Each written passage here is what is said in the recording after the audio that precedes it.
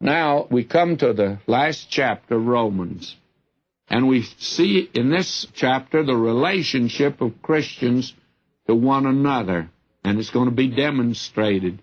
Here again, the gospel walks in shoe leather in the first century in the Roman Empire. And believe me, this is the thing that thrills my heart, is in that pagan empire of Rome, there were Christians walking down the streets of those cities, witnesses for Christ. The joy of the Lord was in their heart. And I think this is one of the most revealing chapters that we have in the Epistle to the Romans. Paul's going to leave the mountain peaks of doctrine, as he's already done, to come down to the pavements of Rome. Here we see Christianity walking in shoe leather on the streets of first-century pagan Rome. This is Christianity in action. These great doctrines that Paul proclaimed are not missiles for outer space.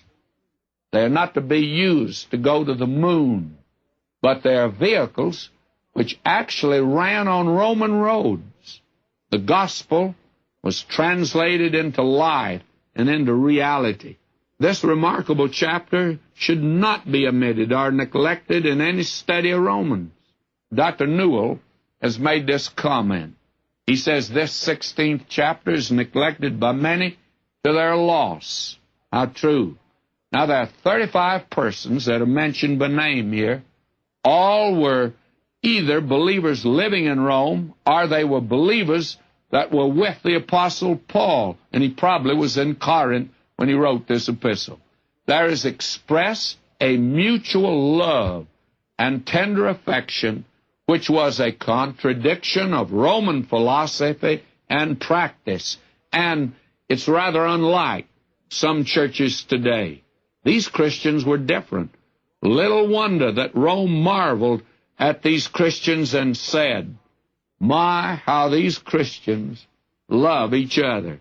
Now, in this final chapter, we have first the commendation of Phoebe, who was the bearer of this epistle. And then we have Christians in Rome are greeted, verses 3 through 15. Then we have the conduct toward other Christians, verses 16 through 20. And then Christians with Paul send greetings, verses 21 and 24. And then the concluding benediction, verses 25 and 27. Now we have first commendation of Phoebe. Listen to him. "I commend unto you Phoebe, our sister, which is a servant," that is, a deaconess, "of the church, which is at Cenchrea, that ye receive her in the Lord, as becometh saints, and that ye assist her in whatsoever business she hath need of you. For she hath been a succorer of many, and of myself also." This is a prominent woman in the early church. Quite remarkable. Was a woman that carried this epistle to Rome. My, what an important document she had. Now, Phoebe is the first believer that's mentioned in this catalog of the heroes of faith. And Romans has this list here. Their exploits are not recorded, that is, all of them. But here's this woman.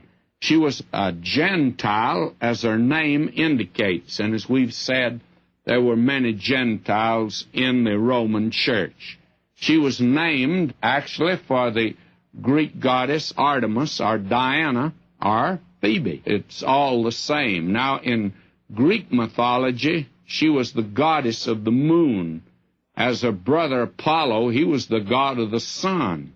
And many believers, when they were born in the Roman world of that day, where the worship of these gods of Greek mythology were practiced, they were named for them. And this woman was. Now, many of these folk, when they came to Christ, they gave up their heathen and pagan name, and then they adopted another name that was shall we say, a Christian name. Now, she is the one that bears the epistle. And apparently she's a very prominent woman in the church. And this reveals something, I think, here that's important to see. First of all, she's a woman of ability, and she's called here the servant of the church, which is at Cenchrea. Now, Cenchrea was actually the place where you took ship in that day if you wanted to leave Corinth. That is, if you were going east, you would go down to Cenchrea.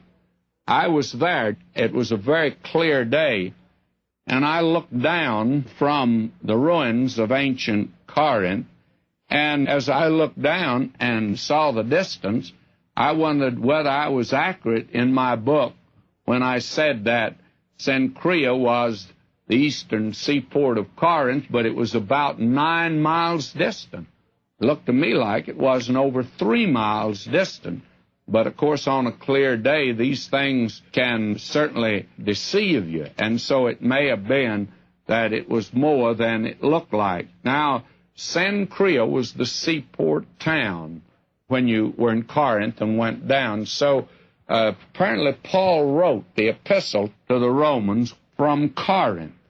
And Phoebe, who lived down at Cenchrea, and apparently she was a woman of ability, a woman of means, and a woman that probably was engaged in business. Now she's called a servant, which means deaconess, and it's the same word used for deacon, and it reveals the fact that there were women who occupied a very prominent place in the early church. She occupied an office. And may I just say here something that's been on my mind and heart a long time, although I never insisted on it in any church that I served. I believe that one of the reasons that women have moved into the place of becoming pastors and preachers, and I don't think they should. I think this is one office that is denied to them, and I know that this day of women's rights, that I'll sure sound like a square, but doesn't make any difference. I just want to be just about as round as the Bible is, and I don't mind being a square if the Bible is square. And so I believe that if the church had given women her rightful position in the church, that we wouldn't have those becoming pastors and preachers today. I think there should be deaconesses in the church, and I think they should sit on an equality with any other board that is in the church. I think that it's needed today, some of the insights that women have that men do not have. God has made them finer than a man. A watch is finer than an automobile, and it's more delicate. And a woman has been given a sense that a man doesn't seem to have. A woman can walk into a room where there's a room full of women, and those women can size her up by her dress and by her manner in 5 minutes. They'll know a great deal about that woman, and those of us that belong to the male side of the human race, we appear stupid at a time like that, and I'm sure that we are. We're not able to figure out, other than this, we know whether she's good looking or not. That's just about the extent. That is the only appeal and the only insight that a man would have. You need that insight that a woman has.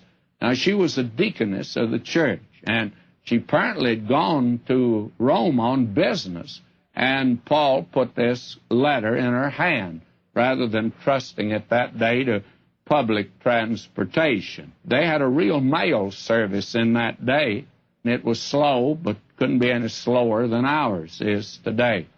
Now, while Paul was on the way back to Jerusalem, she took this letter and was going to Rome, and now Paul commends her to the saints there in Rome. That's the first woman mentioned.